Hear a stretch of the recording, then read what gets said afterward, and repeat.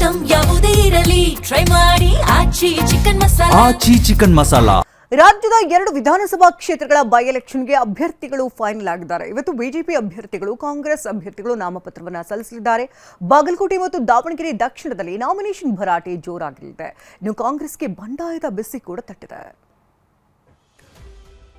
ಬಾಗಲಕೋಟೆ ದಾವಣಗೆರೆಯಲ್ಲಿ ನಾಮಿನೇಷನ್ ಭರಾಟೆ. ಅಭ್ಯರ್ಥಿಗಳಿಂದ ಇಂದು ನಾಮಪತ್ರ ಸಲ್ಲಿಕೆ, ನಾಯಕರ ದಂಡು. ಬಾಗಲಕೋಟೆ ವಿಧಾನಸಭಾ ಕ್ಷೇತ್ರ ಮತ್ತು ದಾವಣಗೆರೆ ದಕ್ಷಿಣ ವಿಧಾನಸಭಾ ಕ್ಷೇತ್ರಗಳ ಬೈ ಎಲೆಕ್ಷನ್ ಈಗ ರೋಚಕ ಘಟ್ಟಕ್ಕೆ ತಲುಪಿದೆ.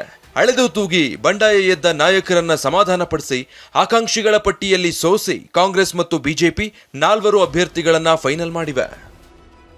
ದಾವಣಗೆರೆ ದಕ್ಷಿಣ ವಿಧಾನಸಭಾ ಕ್ಷೇತ್ರದಲ್ಲಿ ಕಾಂಗ್ರೆಸ್ ಅಭ್ಯರ್ಥಿಯಾಗಿ ಶಾಮನೂರು ಕುಟುಂಬದ ಕುಡಿ ಸಮರ್ಥ್ ಅಖಾಡಕ್ಕೆ ಧುಮುಕಿದ್ದಾರೆ. ಬಿಜೆಪಿ ಅಭ್ಯರ್ಥಿಯಾಗಿ ಶ್ರೀನಿವಾಸ್ ದಾಸಕರಿಯಪ್ಪ ಕಣಕ್ಕೆ ಇಳಿದಿದ್ದು ಶಾಮನೂರು ಪ್ರಾಬಲ್ಯಕ್ಕೆ ಸವಾಲು ಒಡ್ಡಲಿದ್ದಾರೆ.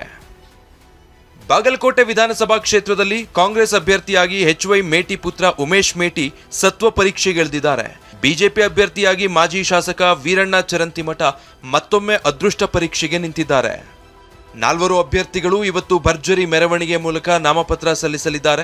ಕಾಂಗ್ರೆಸ್ ಅಭ್ಯರ್ಥಿಗಳ ನಾಮಿನೇಷನ್ ವೇಳೆ CM Siddaramaiah, DCM DK Shivakumar ಸೇರಿ ಕಾಂಗ್ರೆಸ್ ಸಚಿವರ ದಂಡು ಸಾಥ್ ನೀಡಲಿದೆ. ಅನುಕಂಪದ ಲೆಕ್ಕಾಚಾರದಲ್ಲಿ ಸಮರ್ಥ್ ಉಮೇಶ್ಗೆ ಟಿಕೆಟ್. ದಾವಣಗೆರೆಯ ಕಾಂಗ್ರೆಸ್ನಲ್ಲಿ ಸಾದಿಕ್ ಪೈಲ್ವಾನ್ ಬಂಡಾಯ.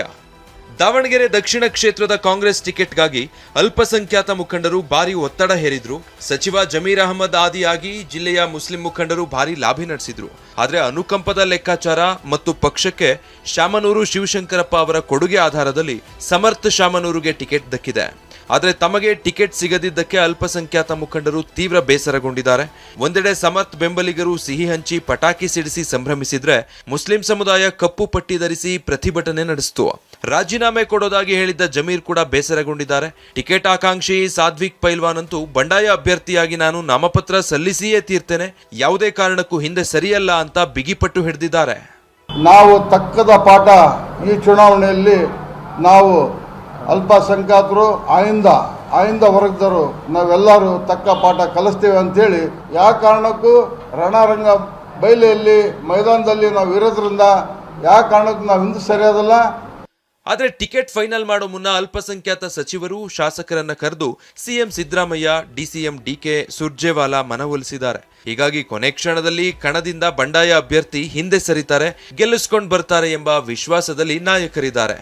ಬಿಜೆಪಿ ಅಭ್ಯರ್ಥಿಗಳ ನಾಮಪತ್ರ ಸಲ್ಲಿಕೆ ವೇಳೆ ಮಾಜಿ ಸಿಎಂ ಬಿಎಸ್ ಯಡಿಯೂರಪ್ಪ, ಬಿಜೆಪಿ ರಾಜ್ಯಾಧ್ಯಕ್ಷ ಬಿವೈ ವಿಜಯೇಂದ್ರ, ಕೇಂದ್ರ ಸಚಿವ ಪ್ರಹ್ಲಾದ್ ಜೋಶಿ ಸೇರಿದಂತೆ ರಾಜ್ಯ ಬಿಜೆಪಿ ನಾಯಕರ ಉಪಸ್ಥಿತಿ ಇರಲಿದೆ. ದಾವಣಗೆರೆಯಿಂದ ಬಸವರಾಜ್ ಜೊತೆ ರವಿಮುಖಿ, ಟಿವಿ9 ಬಾಗಲಕೋಟೆ.